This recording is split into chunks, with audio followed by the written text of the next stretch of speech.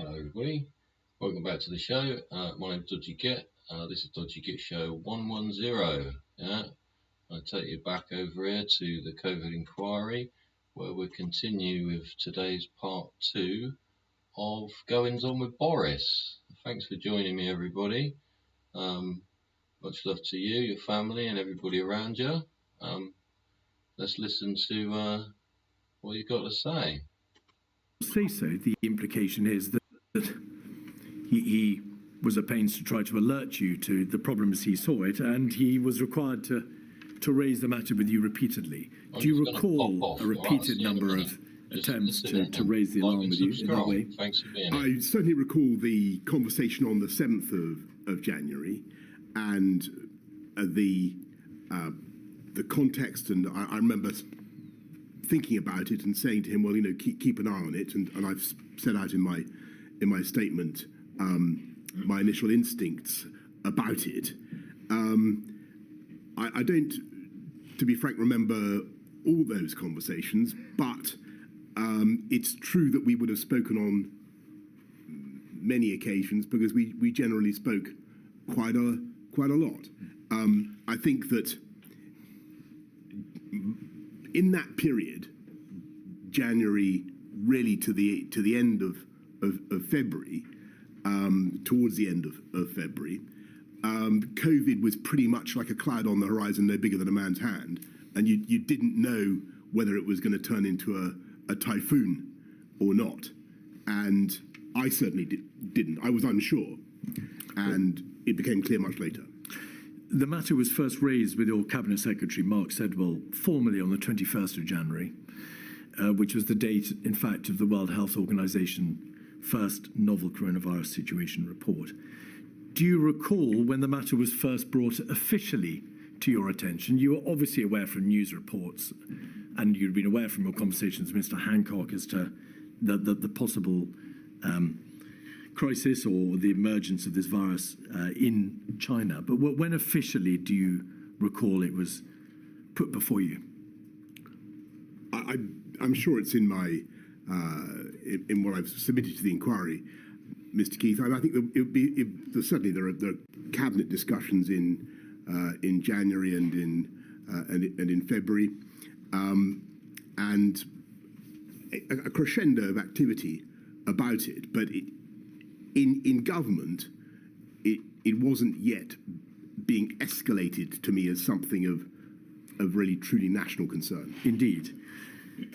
A COBRA was convened, chaired by Mr. Hancock, on the 24th of January. And then he chaired a further COBRA meeting on the 29th of January, then the 5th of February, then the 18th of February, and then the 26th of February. Right. It's plain that was quite permissible. COBRA doesn't have to be chaired by a Prime Minister. Yep. Indeed, it can be chaired by an official. But the sheer frequency of those COBRAs, there were then 5 COBRAs within 1 month, all on the same issue of this emerging virus. Didn't the seriousness of the position in late January make itself plain to you?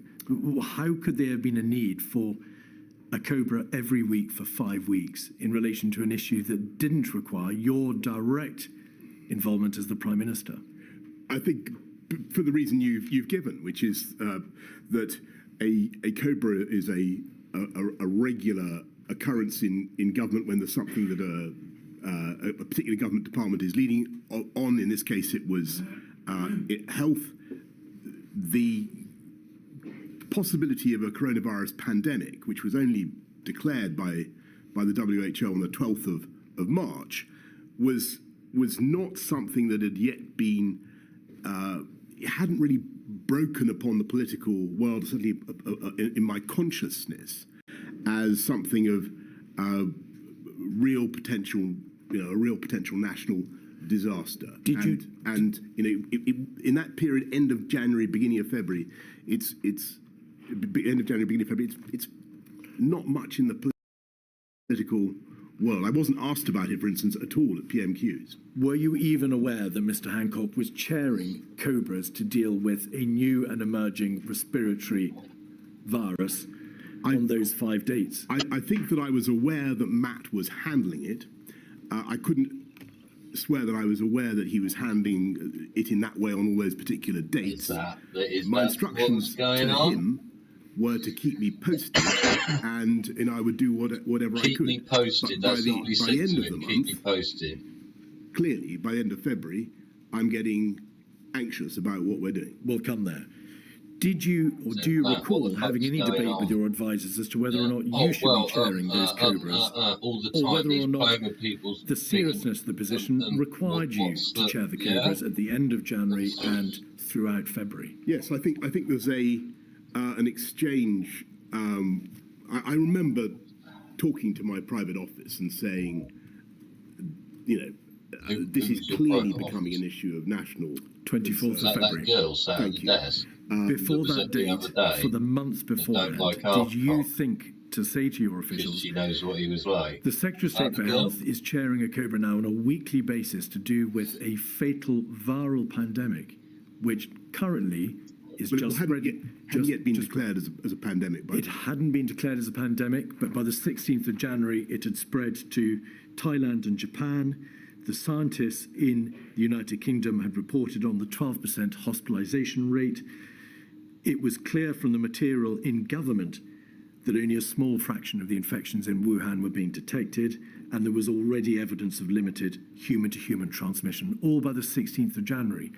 So, in an overarching sense, in March, right? Why do you think that the Prime Minister, yourself, was not informed earlier as to those extremely worrying features of this emerging virus? I think here's what I really think. Need to go skiing, I think that actually pop myself up here a little bit. They keep jumping around, don't they? Think about it. There we go. We play Go screens. The implications of the data, the implications of what was happening in the numbers, the percentage of fatalities in China.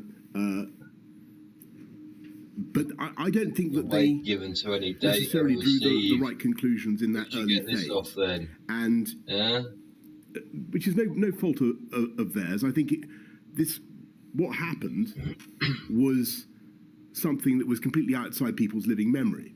What we were dealing with is like a once in a century event, and I just don't think people computed the implications of that data. And it wasn't really escalated. It wasn't escalated to me as an issue of national concern I've come across this before, and it's fucking much later. And as you say, I said, look, I think I've got to. You escalate something into somebody's tray that don't give a shit and prioritise. You are the Prime Minister. It's not escalating. You're obviously extremely. Just end up with a fucking pile of escalations. Skilled politician. None of them being escalated. You have direct, intimate experience of running government. Joe. From the viewpoint of the bereaved and those who were terribly damaged and harmed by this up by your bollocks. Pandemic, how could a government have generally failed to stop and think? The system is there to make you think. The risk assessment processes and civil emergency procedures are there to make sure that you don't have to stop and think. It responds. But on this occasion, generally, and it's not a personal point, generally the system did not stop and think and say, this data shows there is a greater problem than we currently understand. I think I think I've tried in a way to give you the answer to that. I think what really happened was outside our living experience.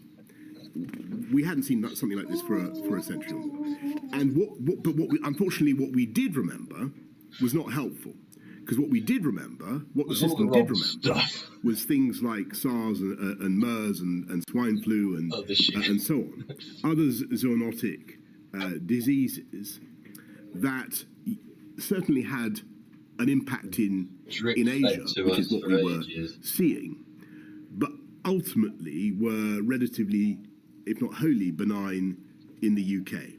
And if I had to guess an answer to your question, Mr. Keith, I would say that was probably the default mindset, and that was basically because of people were operating on the basis of their lived experience. So a failed mindset. I think it was a human natural response of people We're human beings, based on what they had themselves seen and observed in their lifetimes. Yeah. But from the context, from the prism or from the viewpoint of the efficacy and the competence of the government response, regardless of the psychological issues that may have been preying on the minds of its constituent individual parts, that the government failed to wake up, did it not? It failed to understand the significance of the crisis, and therefore it must follow, failed to take steps speedily enough. I think that it would certainly be fair to say of me, the entire Whitehall establishment, scientific community included, our advisors included, that we underestimated the scale and the pace of the challenge. And you can see that very clearly. How long did it? In those 3 days early days between something and something else suddenly appearing to be available, to right? the sequence that. 3 days. of NPIs, of lockdowns. Yeah. You can see that We can see through it, Boris. System failure. We were all collectively Can see through it. underestimating how fast it had already full of spread in the shit it UK. was, right? We underestimated. We put the All peak of it. too late. The first peak too late. We thought it would be load of waffly May, bollocks. June. That was totally wrong. I don't blame the scientists for that at all. But that was the feeling, and it who? just turned out to be wrong. Yeah. The evidence And why? before me lady shows that the scientists, Hey, at least in come part, on.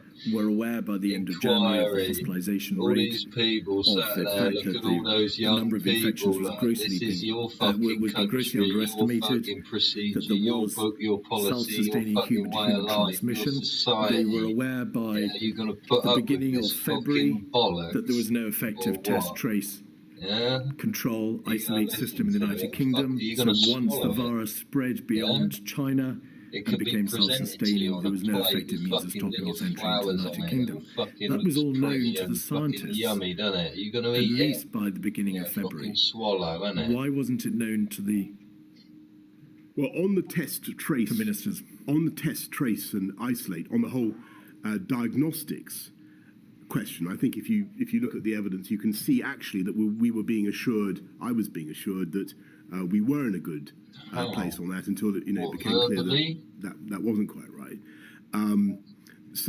But I'm asking about the system. Forgive me. I'm asking about the system. If the scientists knew the data from which the government could draw the Somebody proper was saying conclusions, stuff, but why didn't the government wasn't actually systemically true. I think rise up in light of these alarm bells and do Easy to fall something? back on. Well, I don't wish to say that we were oblivious, because we weren't, and actually a lot of work went on, a lot of planning, a huge amount of discussion. You wasted a lot of so everything, I think, including human I'm talking life, right? quite Is a that lot right? now. So I think What's your the opinion? CMO first briefed me about it on about the 4th of February. February. And we talk about So that's a month what later, could 2 happen. weeks later. SAGE, as you say, is meeting. It's not as though nothing is happening. No. I think that what is going wrong possibly is that The hen house is flapping we are like just fuck, right? underestimating Remember that cartoon? the pace, the contagiousness Yeah.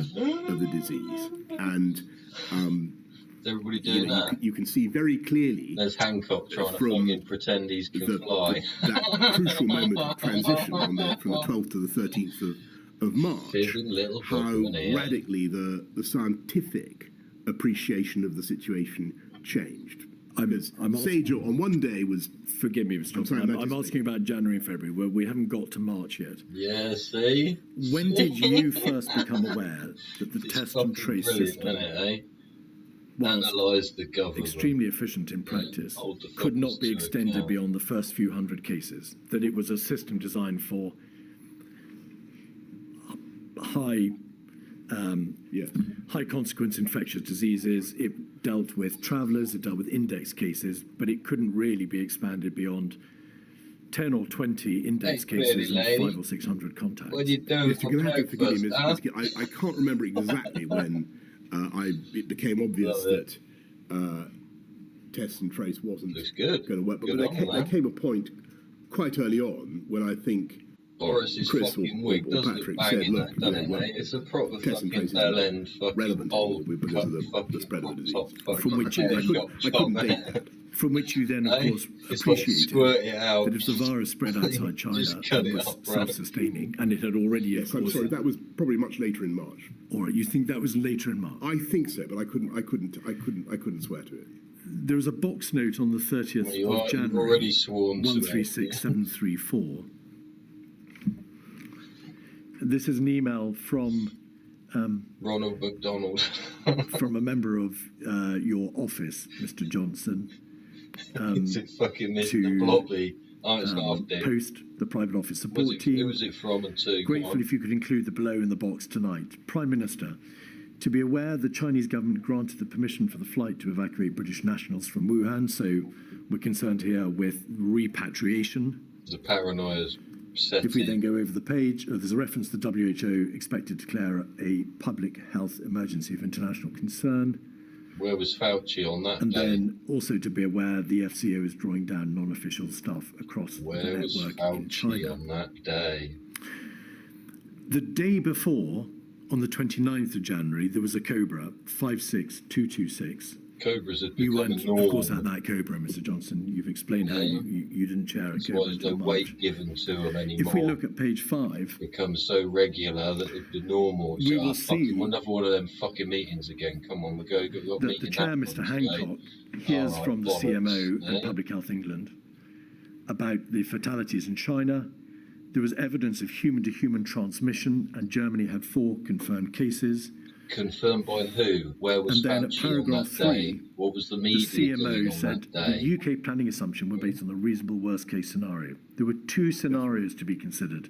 The By first was who? that the spread was confined within China. Weighted with The what? second was that the spread was not limited to China, and there would be a pandemic-like scenario with the UK impacted.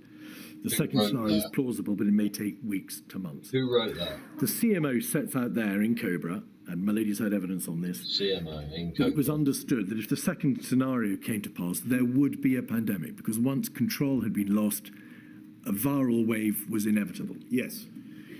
This is a Cobra that takes place on that day, the 29th of January. The following day, you receive a box note, which appears to be solely concerned with repatriation. The question is, why were you, the Prime Minister, not being told directly, this is a virus which, if it escapes China, will result in a pandemic? There is information already that it has a very serious fatality rate and a very serious hospitalization rate.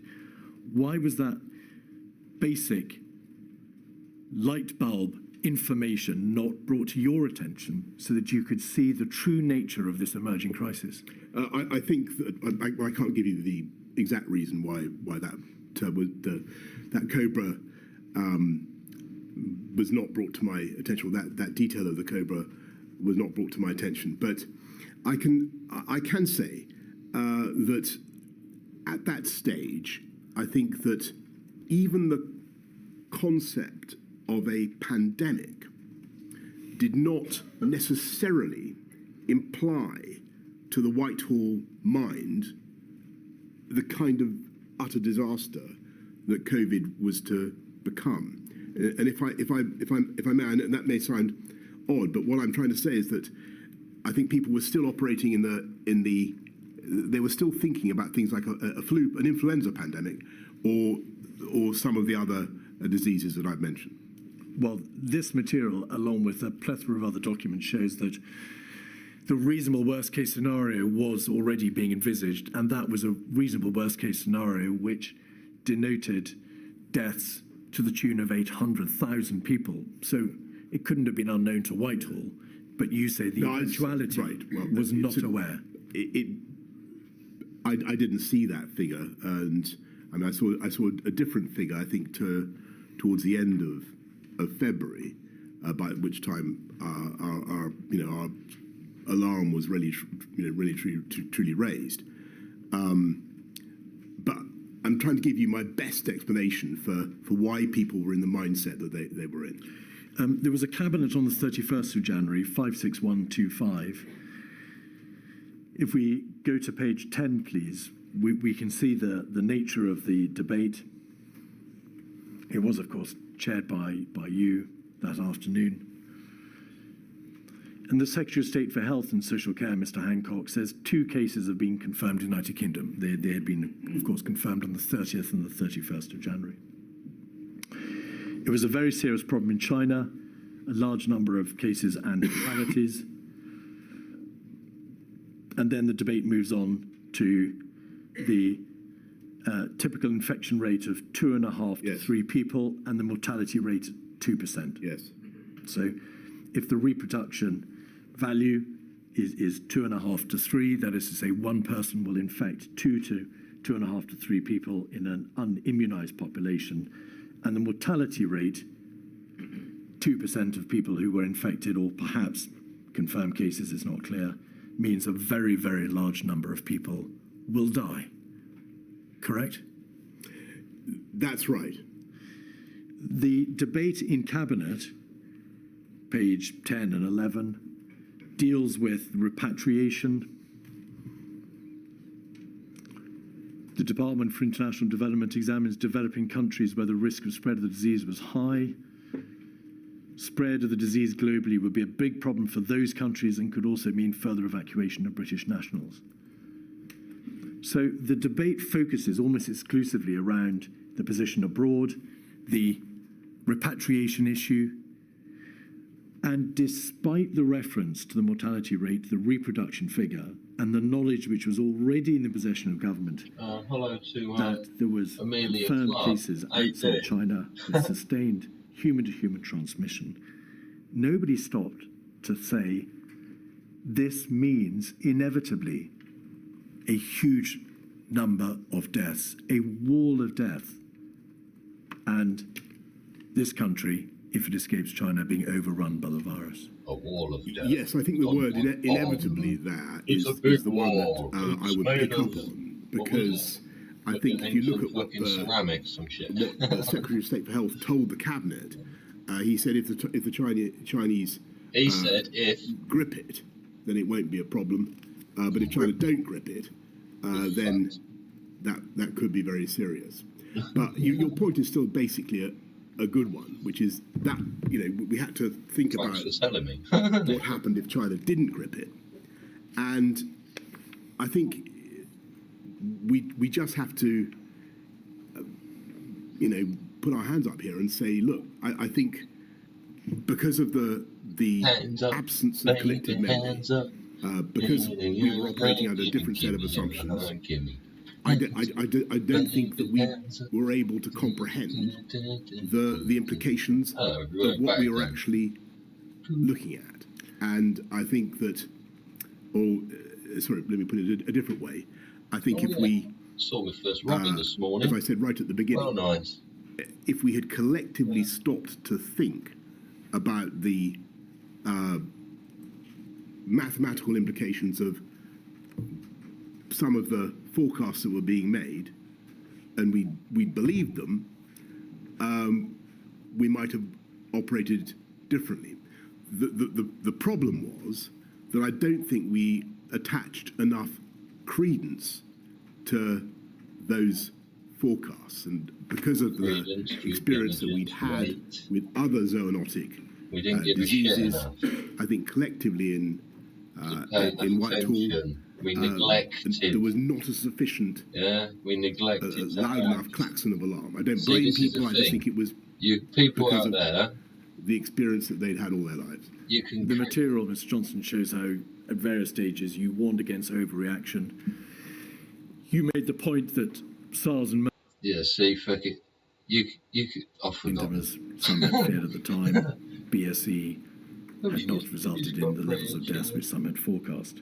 So may we take it that you put yourself in that category of people who had sufficient credence? I was agnostic. Hang on, there we go. Hang on, I'm having a bit of a technical. There we go. I thought I took what Matt had to say very seriously. I thought he wasn't, badgering me without a reason. But on the other hand, I'd had the experience that you described. Me. So I was waiting to keep me updated. Waiting for the advice. Corridor things, isn't they? In your statement, you say, looking back, it is clear, and this is in the context of January, it's clear that we vastly underestimated the risks in those early weeks. If we'd properly understood how fast COVID was spreading and the fact that it was spreading asymptomatically, there are many things we would have done differently. So first, it was nevertheless clear that COVID was spreading because you knew that it had spread outside China to Thailand, South Korea, Japan. Yeah, but it ain't fucking Marmite, is it? Or is it? There is material or a growing understanding that it can be transmitted asymptomatically. But what things... What there is now? There was a dawning realization, Mr. Johnson. The material shows, for example, nerve tag on the 14th of February, scientific reports to SAGE in the first week in February, Diamond Princess, and so on and so forth throughout the middle of February. So it was clear it was asymptomatic. But what are the many things that you would have done differently had you, as you say, properly understood the true nature of the crisis? Well, could I just come back on the asymptomatic, please? To come here and say because I do think it's important. Until the middle of March. The information that I was getting, I think this went up. They've already had them. They told us the dates. Middle of March. And now we're talking about January, February. You were unlikely to have COVID unless you had the symptoms, and I think I had that from the health secretary. No shit. At a cabinet meeting, you were told that by the health secretary. So there seemed to be a great deal of doubt. I'm sure you're right in what you say about. You didn't have COVID. Yes, you had COVID. Was knocking down the asymptomatic transmission and infection. It's right old fucking clown show of buffoonery, isn't it? Welcome to the Dodgy Git show. That is fucking Boris. Yeah, he's fumbling like fucking rolling around. The infection fatality rate. It's not funny. It's fucked up. Rate. I think it's actually important. Fucking we would have realization of what's gone on. Acted. That's why we're tuning in to accelerate test and trace to. Why no one watching my fucking shows? We put huge quantities of time and effort into money into diagnostics, into PPE, into all the things that we were going to need. I'm not saying that didn't begin. It did begin, but I think we can't comment. The panic level would have been much higher. I'm trying to explain as honestly as I can why I think that panic level wasn't sufficiently high. Let me make plain the reason I put the question to you in the way I did in relation to asymptomatic spread is that your own statement says it was not known.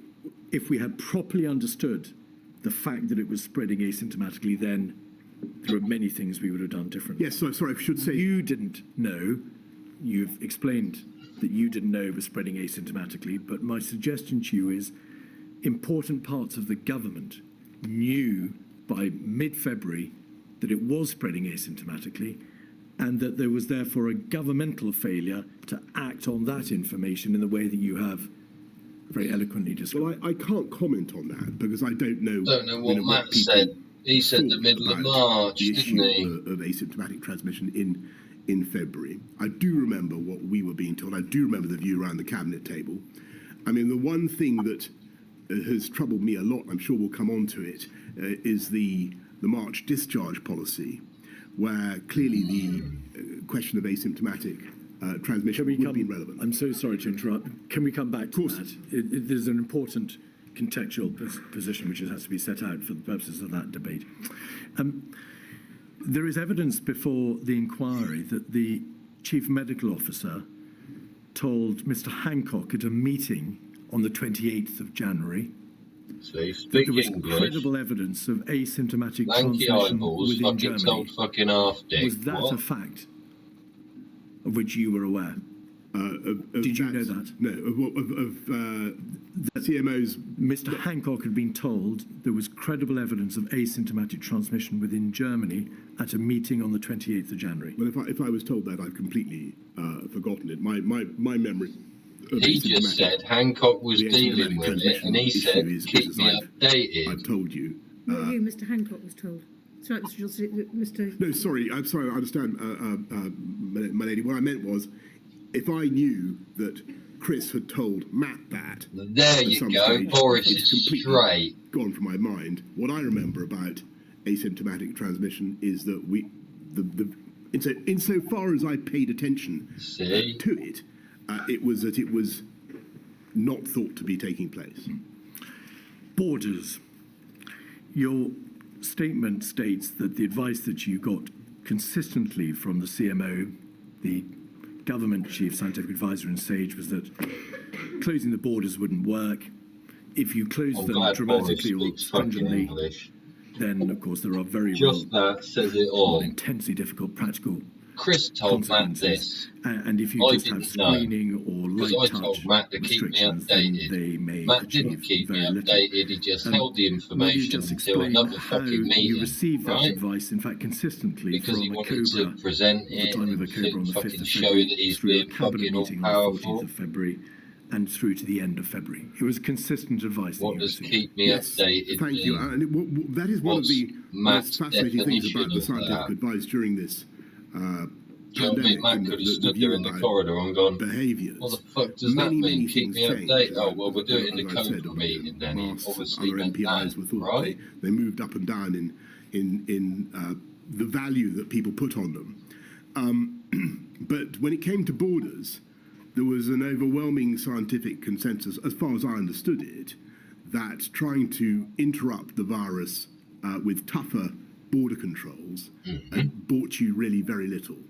You might delay by a matter of days or perhaps weeks, but you would not stop the virus from entering the UK. And I think that was, I think a lot of people in the country found that very hard to understand, because I think intuitively we think if you just stop this thing coming in, and it was very important for me to try to understand that point and to try to explain it to the public, because the public, I think, really believe instinctively that you can fix this with tough border control, or often do, and it's a difficult point sometimes to get over.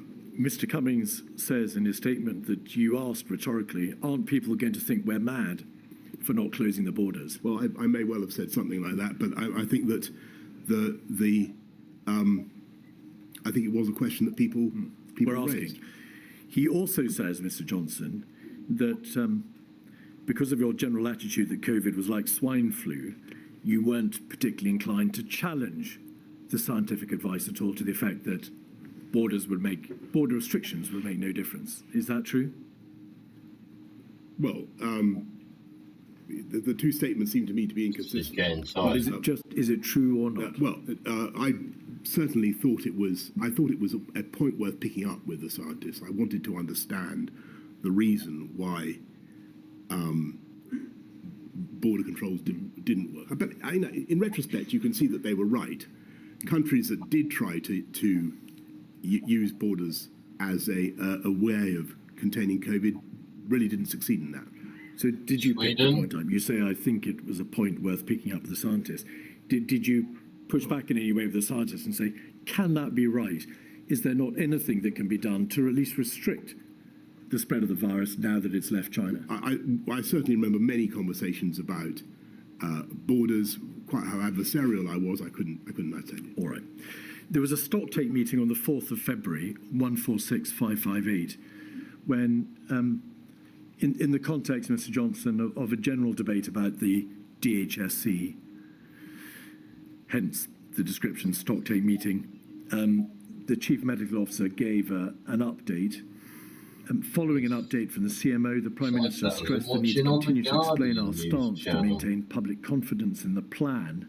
On further travel restrictions, your Secretary of State was engaging Foreign Commonwealth Office and European colleagues with a proposal. 757 According to the Telegraph. Permanent Secretary, Sir Chris wormhole, Mr. Johnson, and to notes kept by Imran Shafi, your private secretary of this meeting. And this little old me. You were in listening mode.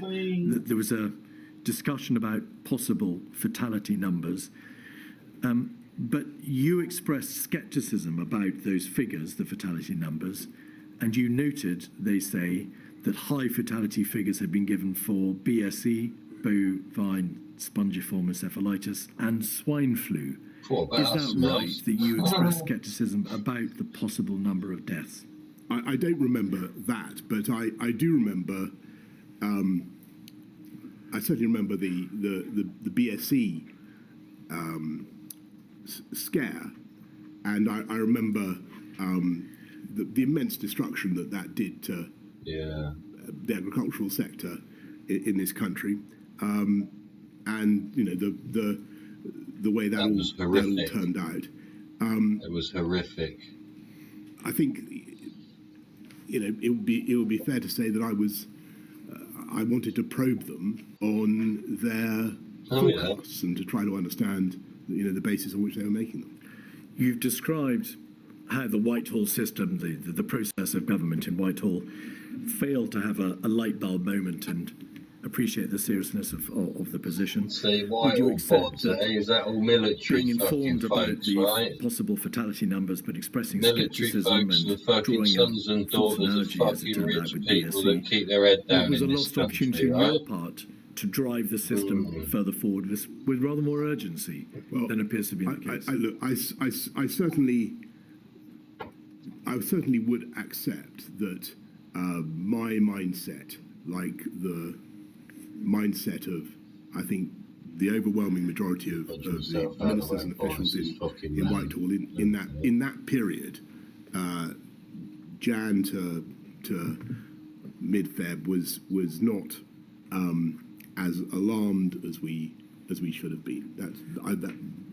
That's definitely right.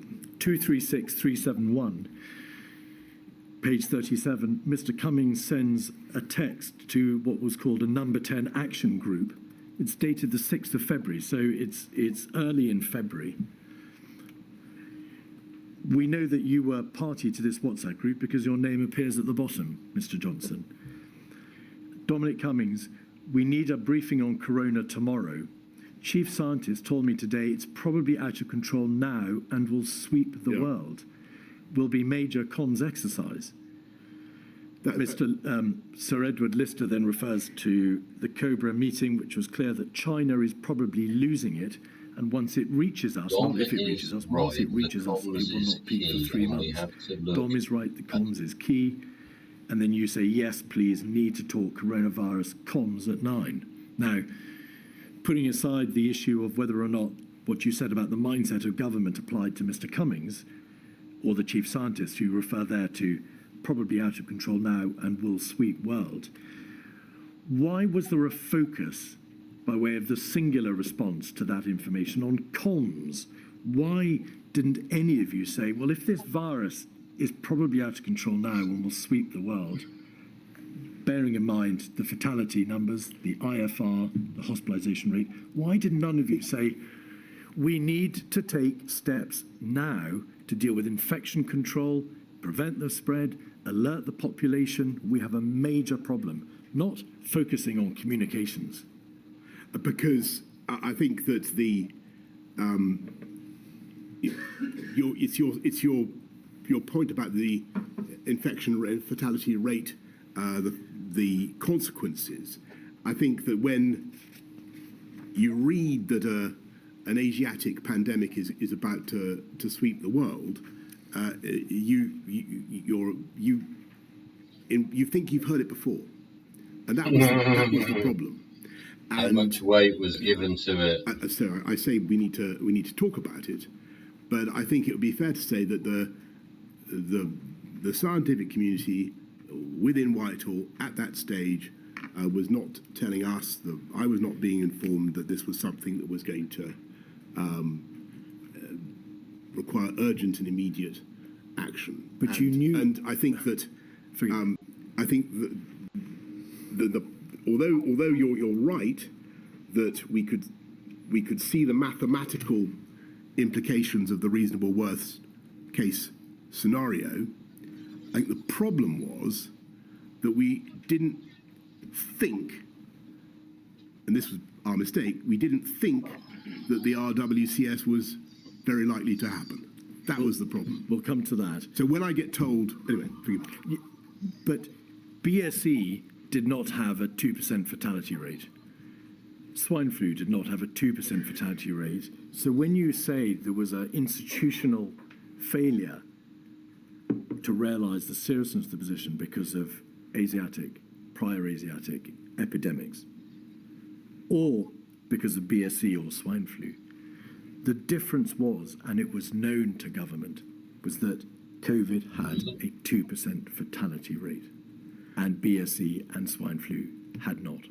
That is entirely correct. But I think the tragedy is that we were operating, as I said in my statement, on a fallacious inductive logic about previous reasonable worst case scenarios and this one, and this was the one where I'm afraid the worst predictions turned out to be, or almost the worst predictions turned out to be correct. 56137 is a cabinet meeting on the 6th of February, which you of course chaired.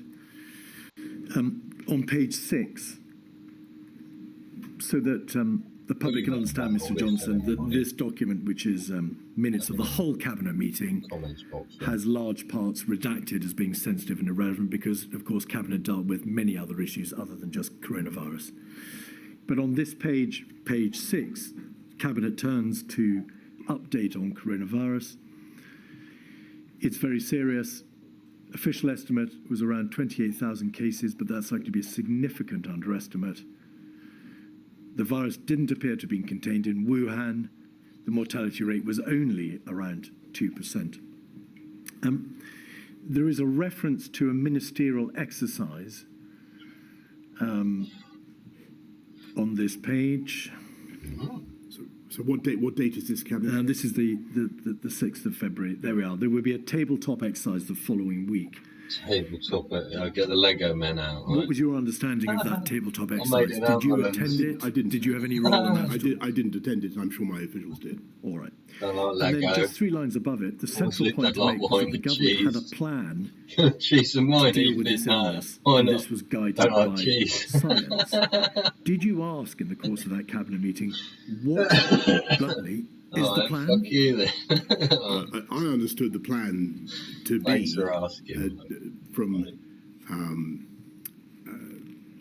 what Matt had said and from the discussions I had that we would try to isolate, test, and trace people as they arrived. That was what I thought the plan was, and my impression was that we had a good testing system.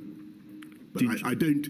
To answer your question directly, I can't be confident. I said in that meeting, what is the plan? But that is my understanding of what it was. What's your plan? A week later, on the 14th of February, Mr. Johnson, there's another cabinet meeting and another update. 56138. 56138. Page 1, we see the attendees. Page 6, the update on coronavirus.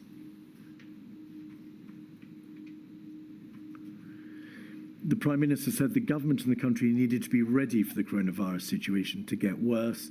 The public messaging so far had struck the right balance between preparing the public for what might happen and not causing unnecessary alarm.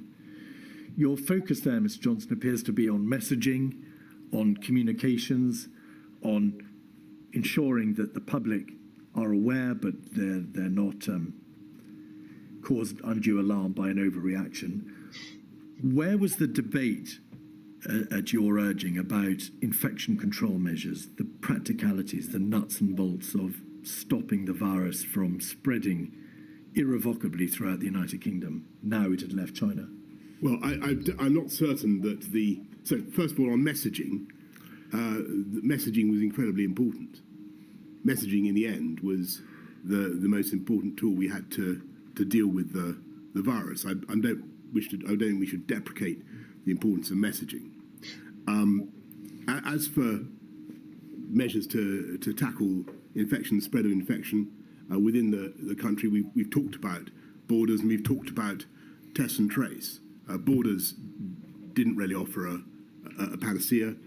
Test and trace, we were sadly not as well prepared as we should have been. So the borders were never going to work. The test and trace couldn't work because it was only for a handful of cases. You've identified no other practical means at the disposal of government to prevent the spread of the virus. Why doesn't somebody say, we have a major problem here? Not only is it coming, but the two measures which you've just identified aren't going to work Because and will for the never work. for the reason I've given you, which is that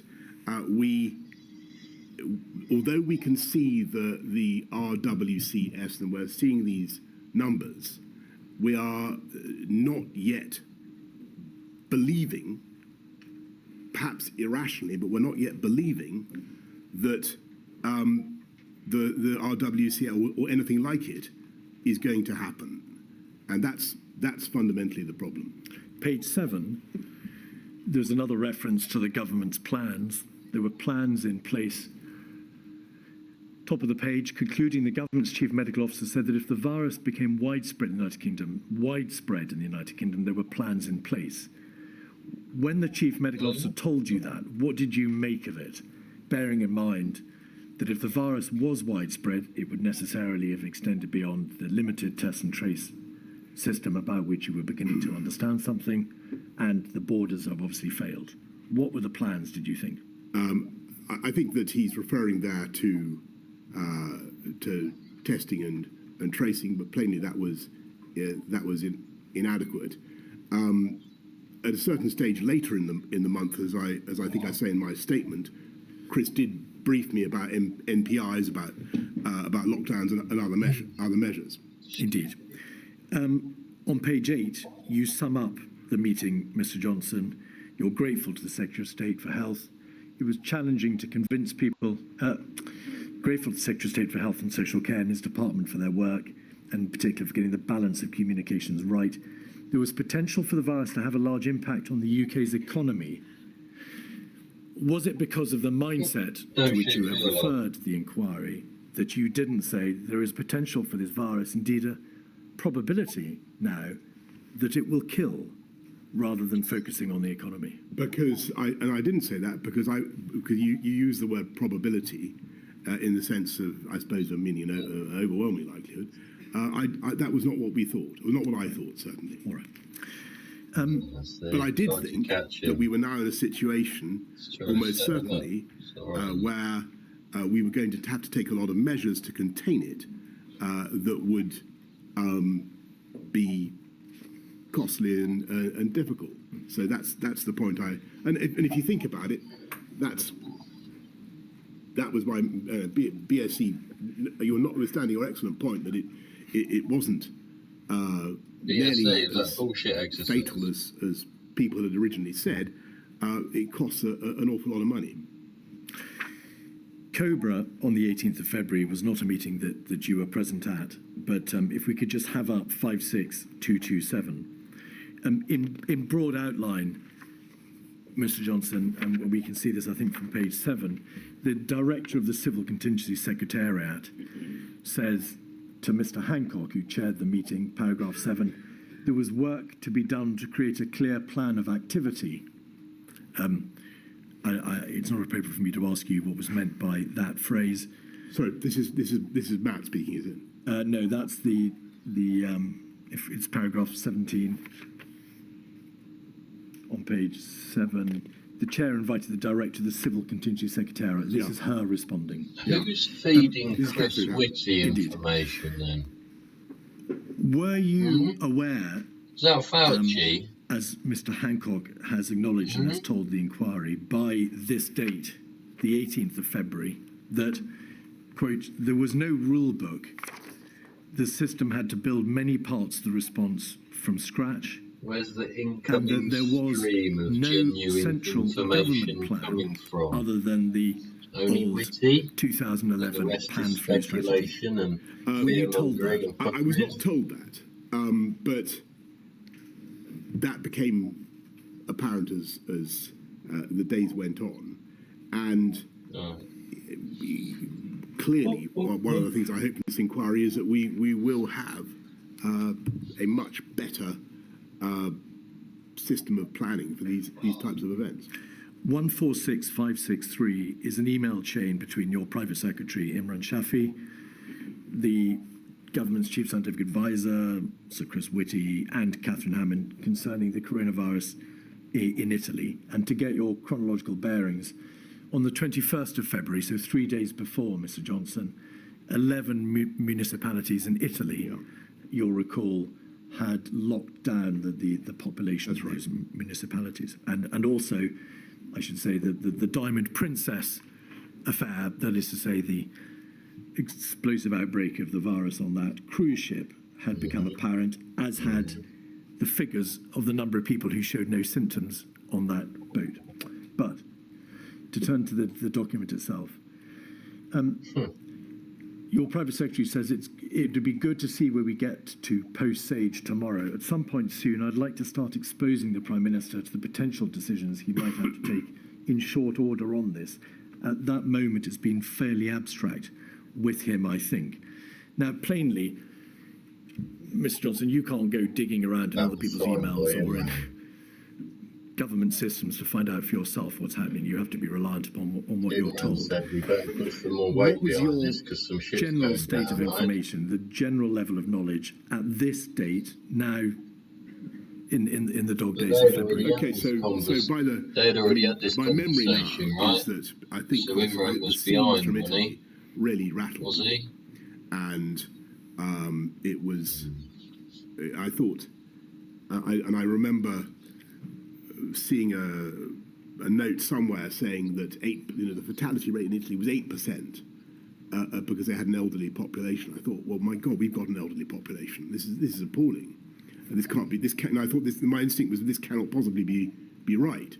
This number, and ignored it, right? Just so you know, I look at all this stuff in which we seem so oblivious with horror now. I mean, we should have twigged. We should collectively have twigged. Much sooner. I should have twigged. There we go. I think what Imran is trying to do here is to get the scientists to take me through the idea of the MPIs and what that would involve. This is the 24th. There'd been a Cobra on the Tuesday before, the 18th of February. There wasn't a Cobra, in fact, again until the 26th of February. This was just on the cusp of half-term. There was no cabinet between Friday the 14th of February and Tuesday the 25th of February, but SAGE and NervTag continued to convene. Despite being, as you've said it yourself, seriously rattled by the news of Italy, did the tempo of work on coronavirus nevertheless dip during the half-term break that followed? I noticed that you've been over that period in your previous interrogations. Because they all went skiing with the kids, I hope the inquiry, is satisfied that actually there wasn't a long holiday that I took in that. You personally, well, let me ask you, because I think that there was some misapprehension. You carried on your working. kid and your baby. And for instance, on the 18th, if you allow me to set up the pictures, John, I may make things a bit easier. You returned to Downing Street 3 times, I think, during that half-term break from Chevening, where you weren't at Chequers. You received a number of notes in your red box. You didn't, though, receive a daily update, I think, dealing with coronavirus expressly or exclusively until your return from the half-term break on Monday, the 24th of February. And the question to you is, in the box returns, the box notes that you did receive, what proportion focused on coronavirus? Well, I can't tell you that. Because I can't remember. But I remember there were certainly conversations going on about COVID with my officials, and in that very period, I rang President Xi of China to offer the UK's condolences for what was happening in China, to discuss the origins of COVID and to compare notes on what was happening. I also, I think a couple of days later, rang President Trump in America. Where was Fauci on that day? To discuss exactly the same thing. So it was, despite what has previously been said to the inquiry by some of the evidence, there was a lot going on, and there was a it lot really going starts on, to mount in tempo around about the time that we get human limitations. So Catherine Hammond's about note that of on the Dodgy Git Show. On the 28th of February. Get tune in. So like the question direct, to you, Mr. Johnson, is like this, and and subscribe. nobody Thanks suggests for you joining put me, your feet everybody. up at evening during that week. apart from you, that is. Well, what I'm suggesting to you is, by your very own reference, the fact that tempo increased after the half-term break, Yeah. between the 14th of February, when Cabinet discussed the plans that would need to be drawn up, to the 25th of February, after half-term, Yeah. relatively little overall was done in terms of responding to this immediate crisis. Was that? I think that sorry, forgive me, Ms. Kidd, forgive me, I was referring to a conversation I happened to catch on the between you and a previous witness, in which I thought the impression was being given by somebody that I was relaxing during that period. I think it was Mr. Cummings. It may have been. And not given by me, Mr. I Johnson, forget, but by the I witness. take it back unreservedly, Ms. Keith, and I apologize. I was working throughout the period, and the tempo did increase, particularly during when we got when I saw the message from Catherine Hammond on, I think it was the 2nd of March, but I'm told it was earlier. But there was a meeting on the Friday, the 28th of February, that you trying attended not to with the fuck people CTS. up, but they That's right. know And that. What troubled me was the sheer number of potential fatalities under the RWCS, and this was just a horrifying figure, and I couldn't believe it. I've got to be honest with you. I thought this because what the paper also said was it may be like a bad flu pandemic, or it may be milder than that. And I thought, well, we have plenty of bad flu pandemics in the UK, and we also have, and if it's milder than that, then it won't be an exceptional thing at all. So why am I also being told that the RWCS is 520,000? Well, that was, of course, a meeting on the 28th of February. But I want you, please, to answer the question about the tempo of work on coronavirus between the 14th of February and the 28th of February, when that paper was produced to you. Would you accept that there was a lost opportunity on the part of government to react with sufficient speed and attention to the nature of this crisis in that 2-week period? For whatever reason, because of the mindset, because parts of government were away, it matters not. Overall, the government took its eye off the ball in that 2-week period by failing to act sufficiently speedily. I think that there were clearly things that we could have done if we'd and should have done if we'd known and understood quite how fast it was spreading, but we didn't. All right. And that was the reality. There's a COBRA on Wednesday, the 26th of February, It's the speed of the 56216, science page 6. that he goes on about.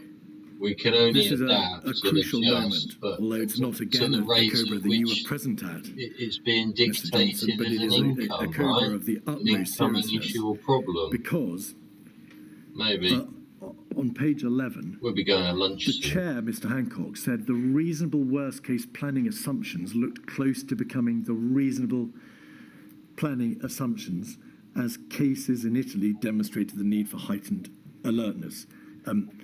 Turning that into plain English, what Mr. Hancock was saying was that the government, which had hitherto been working on the basis of planning for a reasonable worst-case scenario, planning for the worst but hoping for a better outcome, had realised that the reality of the scenario identified by Sir Chris Whitty in January, the second scenario, was looking close to becoming the reality. That is to say, the reasonable worst case scenario was indeed coming to pass. Not there quite yet, but it was looking close. Would you agree that that understanding was a crucial moment? Sorry, what date is this? This is the 26th of February. It's a COBRA you weren't present at, and it's in advance of the receipt by you of the civil contingencies paper. It does look as though that meeting informed Catherine Hammond's, or helped to inform Catherine Hammond's paper, and perhaps was the reason why I got had the meeting I did, but I couldn't swear to that. I haven't asked you that, in fact, but it may well be, as a matter of my lady, the material shows that the CCS were tasked to provide the paper for you before this meeting. Okay. But the question from this paragraph for you is,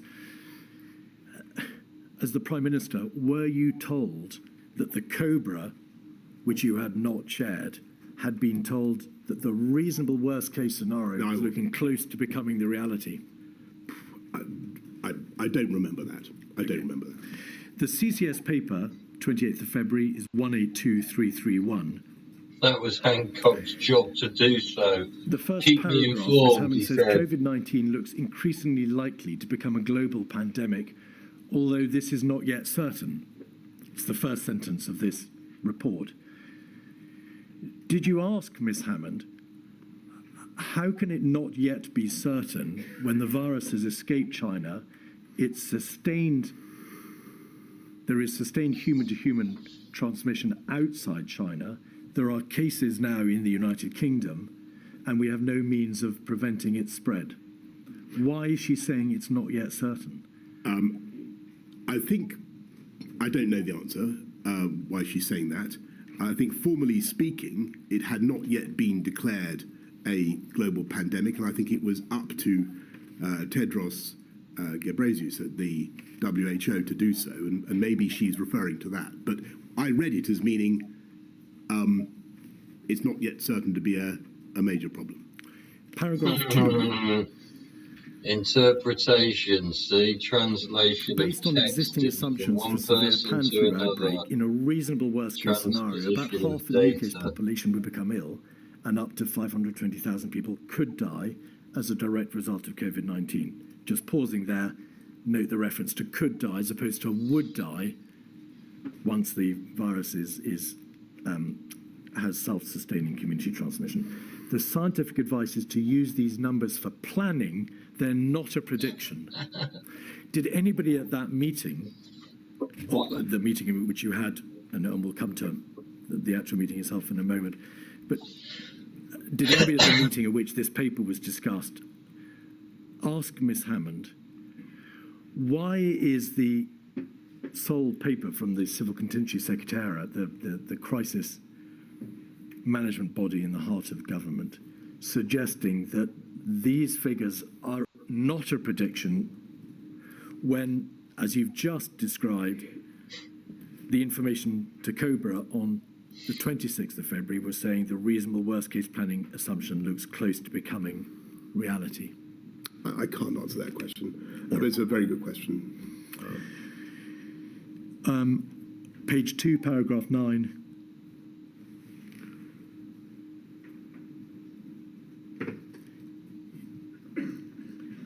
The report says we need to strike a balance between taking precautionary steps and overreacting. As cases spread, the risk of overreacting is reducing. We're now planning for a potential global pandemic that would inevitably spread to the UK, so it would, in this paragraph, inevitably spread. Did you assess, reading this report, Mr. Johnson, that the reference to overreaction was long past, and that, in fact, in the striking of that balance, there was now a real emergency and a need to take precautionary steps straight away? I think that I found the paper very alarming, arresting. I remember going to talk to my officials about it, saying, which is it? A severe to mild flu pandemic, or an RWCS of 520,000 because I couldn't understand what I was being asked to anticipate. So I've referred to the meeting. Your Private Secretary, Imran Shafi, refers at 146636 to the meeting. It's difficult to read his writing, but there is a reference to the PM asking, what's the strategy? There we are. Thank you. Prime Minister, what's the strategy? When are we going to take big decisions? Of what evidence? On what evidence? Of what evidence? And then you say biggest damage done by overreaction. So it looks from the face of this note that your sense that there was a real crisis, that you were extremely rattled, is prevalent in the first sentence. But in the second sentence, perhaps in reflection of the CCS report, you say the biggest damage is done by overreaction. I think I'm leaving both possibilities open because that's how it still struck me. I think that in disasters such as this, the actions that government take inevitably also have costs, and I'm sure we're going to come on to this, but that's the balance you have to strike. As the Prime Minister, instead of directing government to respond to the threat of a near existential crisis, you instead warned of the dangers of overreaction. No, I say no. That's, well, forgive me. I say, when are we going to take some decisions, and on what evidence? Because I'm looking at a problem that's been presented to me. I need to know what the plan is going to be.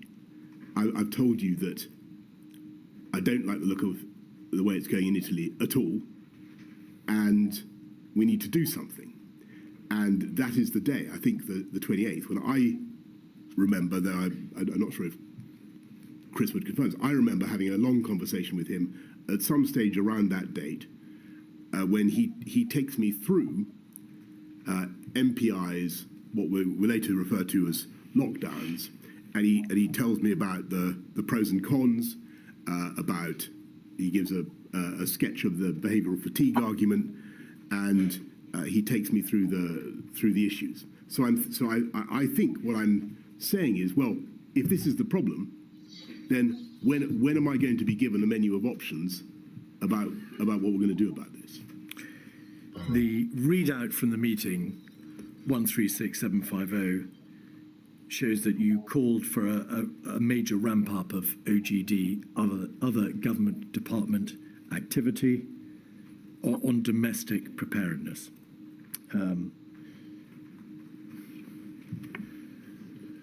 And that was the least we could do. Yes, if you just go over to I think the second page. Oh no, there we are. It's the top of the page. Thank you. I missed it. We need a major ramp up of OGD activity on domestic preparedness.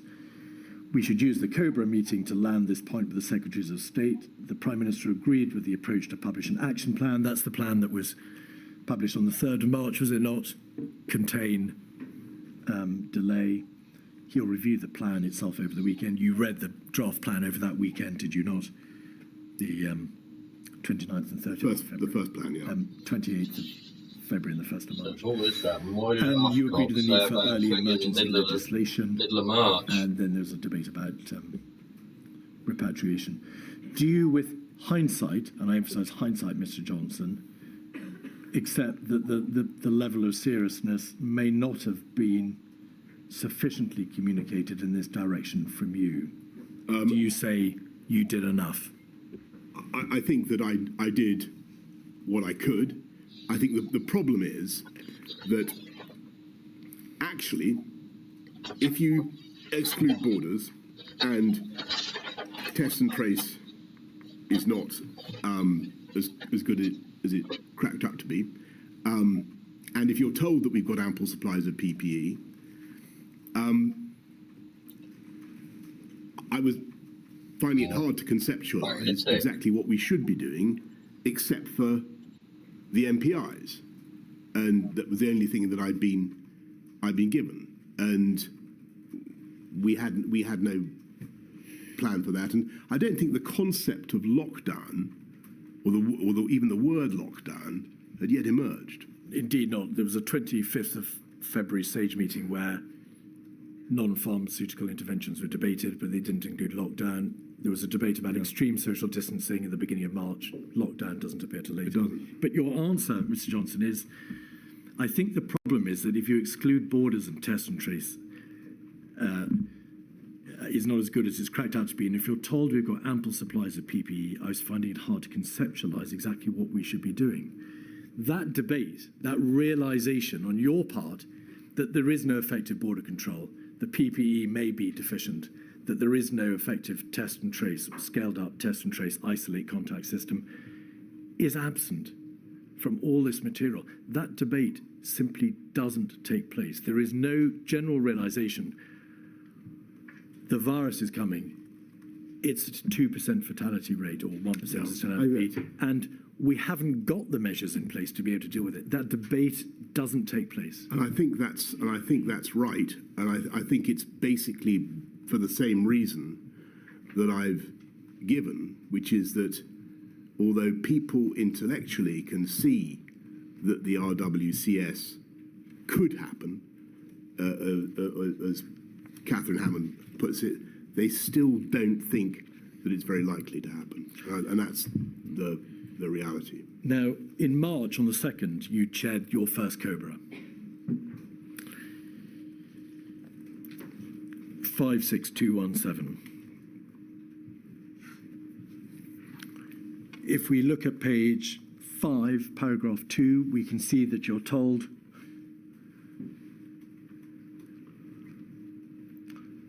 that contact tracing for the source of infection for the last 2 cases in the United Kingdom had not been successful. So just pausing there, even the limited test and trace system in the United Kingdom had failed to pick up what was still then only relatively few number of cases. It had not picked up the last 2, and that in both France and Germany there was now sustained community transmission. So in terms of infection spread, it may be thought, well, game over in terms of infection spread. The aim for the delay phase, if contained failed, was to delay the peak of infections, to reduce the peak and to minimise loss of life. Then in paragraph 3, the CMO said that interventions to delay the spread of the virus must not be implemented too early in order to ensure maximum effectiveness. There is material from SPI-B, one of the SAGE subcommittees, on the 4th and 9th of March, also COBRA on the 4th of March and the 9th of March, which demonstrate that the Chief Medical Officer in particular said timing of implementation is crucial. Compliance or despondence is heavily dependent on timing. I'm going to use the well-known phrase behavioural fatigue, although it has no scientific genesis. You understand the phrase and its meaning. It does, and it greatly affects To what everything. extent Behavioural fatigue. were your decisions, and we're now getting into the phase of which social distancing measures were starting to be contemplated, to what extent was your decision-making process influenced by this notion that intervention should not be imposed too early? Well, it was the prevailing view for a long time. And it wasn't just the CMO who articulated the concept of behavioural fatigue. If you look at the many other meetings, or look at the press conference of the 12th of March, you can see that the CSA everything we do, gives a very full I'm fed up with listening to his music, I'm fed up with listening to them, I'm fed up with talking about this. If you go in hard and early with a population that has no immunity, and then you release the measures, it bounces back. As I think you've described it. The Does spring. it? How? Who Will told you you forgive me that? if I When did they pause tell you you there, that? Mr. What did they Johnson? I was use asking to you present questions to about you that this fucking idea that suggested that would the occur? population mustn't have measures imposed too early because they will become tired of it. Yes. There is an issue about maximum effectiveness. I wasn't, in fact, asking you about the recoiled or uncoiled Tell me spring. some Sorry, but psychological forgive me, trick by and founding you're you, quite right, but the two things are connected, Maximum because effectiveness. what the CSA I went on to love say well the iron on the 12th of March was that Fucking people right, get innit? fed up, Fucking and wankers. that you lose the. So if you have to keep, and we'll come to this, I'm sure, in the matter of the October, Keep chatting shit for November long enough, they'll fucking believe it, right? lockdowns, Uh, you Fuck have to off. keep doing it. And so my anxiety was, in the absence of therapeutics and without a vaccination program, what would happen if we simply went into a hard lockdown early and then had no alternative but to come out?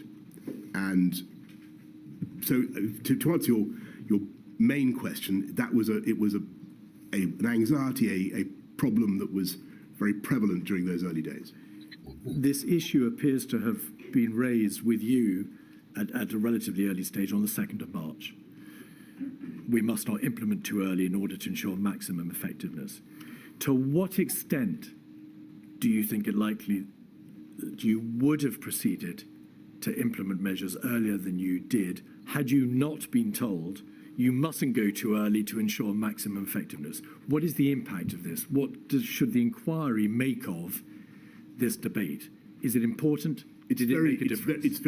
It's fundamental, and there we go. it goes because I'm afraid it's what happened. We have to be realistic about 2020, the whole year, that whole tragic year. He said, We did lock down, but then it bounced back is he gonna? after we'd unlocked. He's And getting so- emotional. May I bring you back? Sorry. It's the first week in March. He'll call lunch now. Had you not been told, don't go too early, because there's a limit to which the population That will girl be able feels to sorry bear for him. He's the gone red. implementation of these measures, That's a very would good you question. have gone earlier than you did, and by what time were you effectively forced to delay? I don't think I can't say that I would have gone earlier, because I think I would have been guided by what advice I was getting about when to put MPIs in. Don't forget that this is a once in a century event. We're doing things, we're enacting policy that has never been enacted in our lifetimes in this country.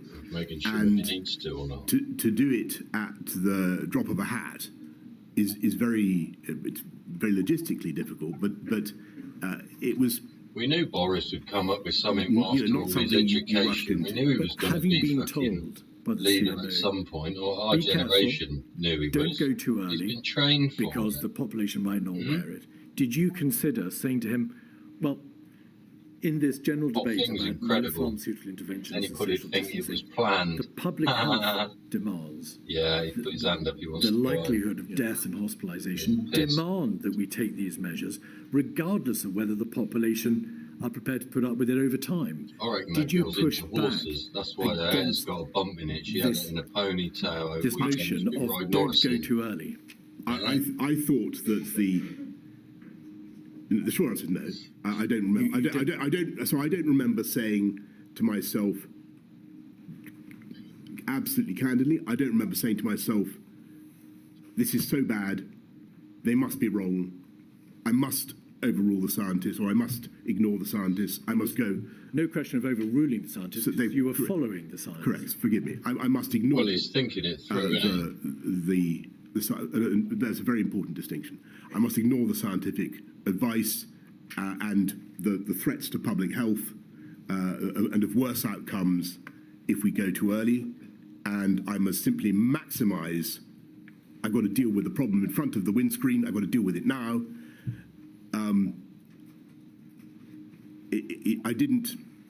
I didn't do that, and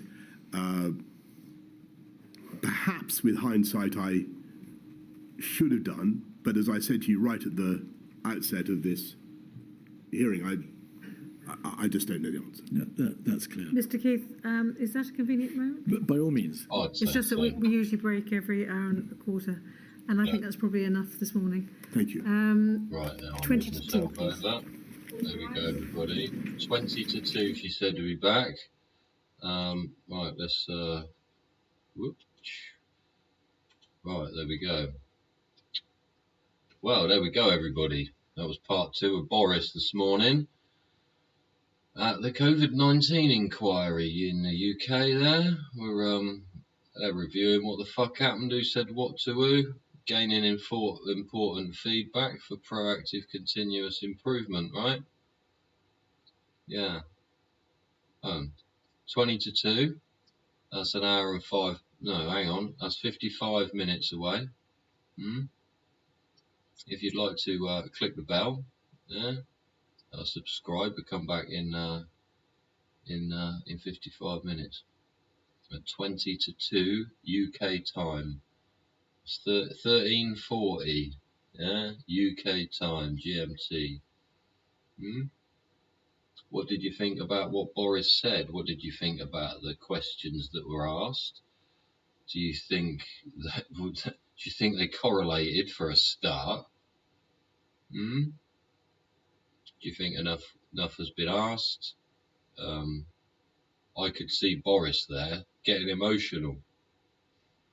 Yeah? Yeah? He's a human being.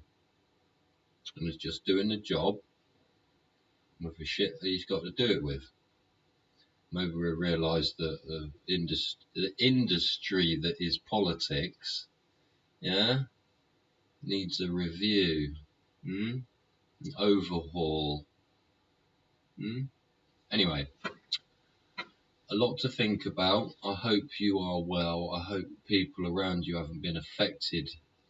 Well, fucking loads of people have, but fucking hell. I hope you and yours haven't been affected. I hope you've gone through it and not even fucking touched the sides with it. Yeah? Some people have fucking had their whole lives turned upside down. Me, one of them. Yeah? So it's important for me, for the fucking, well-being of my own mind, about how and why these people came to these decisions in the way that they did.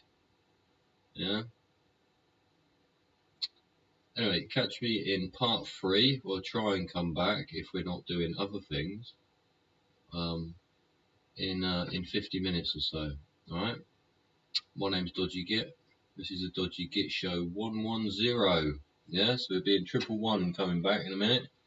Alright, 110 this show. 110. How the fuck do we do that? I don't know. Anyway, catch you in the 111th show when you click the bell.